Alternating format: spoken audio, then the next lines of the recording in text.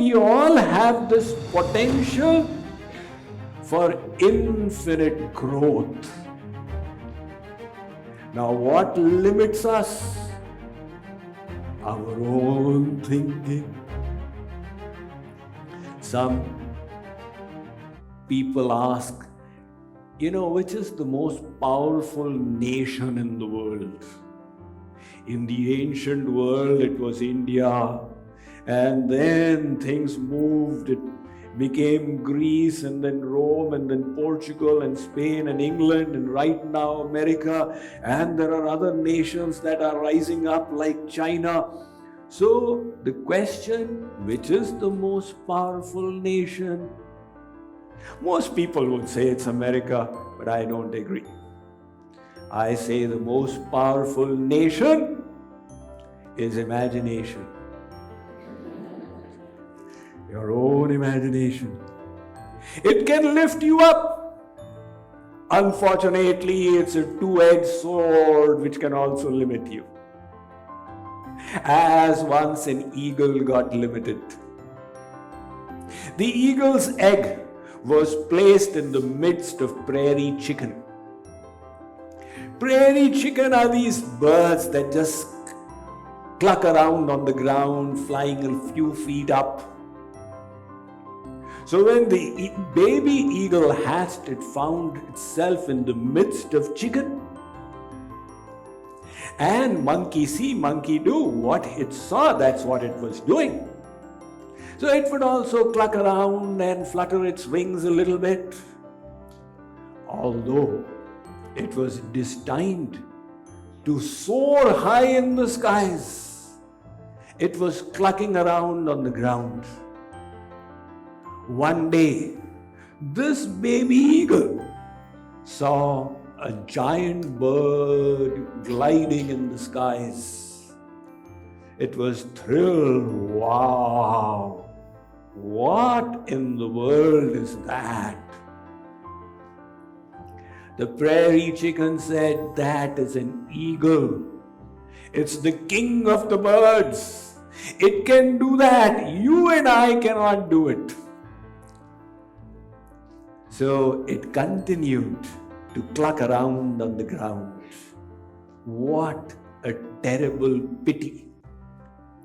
It was born and destined to rule the skies, but it was conditioned to flutter around on the earth. This was the misutilization of the imagination. So in the same way, when I say the law of infinite potential, don't let your imagination cripple you. We tend to cripple ourselves. If we wish to soar like an eagle, we will have to learn to use our mind and our intellect in the way the eagle does. We will have to learn the ways of flying high. And we'll also have to unlearn the ways of the prairie chicken. There is what I like to call the loser's limp. What is this loser's limp? It is the tendency to make excuses. Swamiji, those who succeed, they were born different. I'm not a born success. That's why I am the way I am. Now look, I have traveled the world and I have seen mothers giving birth to boys and girls, baby boys and baby girls. I have never come across mothers giving birth to doctors and engineers. But I have heard of doctors and engineers passing away, which means from birth to death, they did something that led to their success. I have also traveled worldwide, and every time I come across people who say, Swamiji, I'm a self-made man or a self-made woman. But I never come across anybody who says I'm a self-made failure. What do? They give excuses. You know, when I was growing up in India, when I was a schoolboy in middle school, India used to be the world champion in field hockey. Those were the days of Ajit Pal Singh and company. So we little children also used to play field hockey. Now imagine this scenario. There are two teams. Team A and Team B playing field hockey against each other. Team A is on the offensive. Their players are on the side of Team B, dribbling and passing.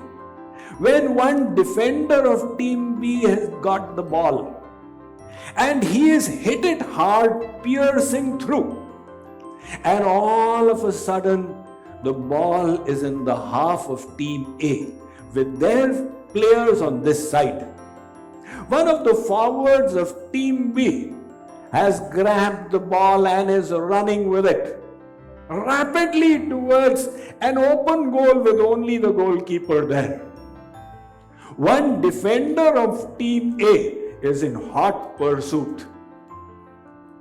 But after running for 20 yards, he realizes that there is no chance I can catch up with him.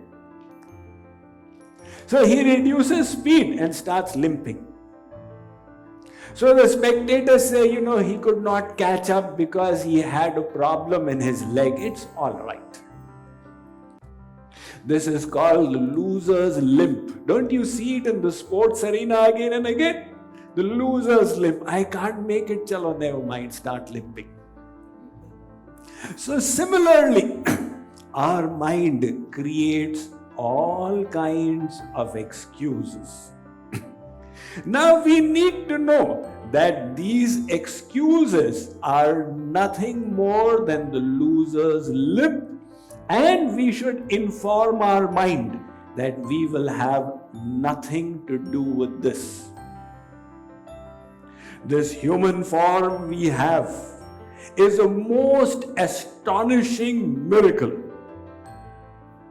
There are so many species of life that you see around yourself.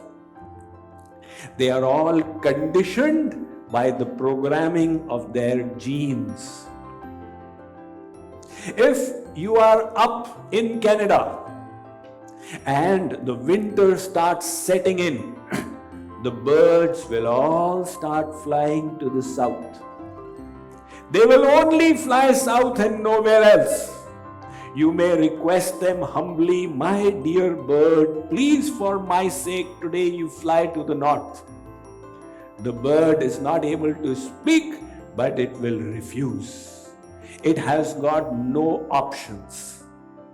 But as humans, we have been blessed with the privilege of choice. You can move in any of the 10 directions, including north, south, east, west. That is the privilege of choice that God has blessed us with. And that same privilege of choice, when misutilized, is what cripples us, what retards our growth. And when I'm talking about growth, I'm talking about spiritual growth. The inner growth of the soul in this journey over lifetimes to the ultimate perfection. To become God-like.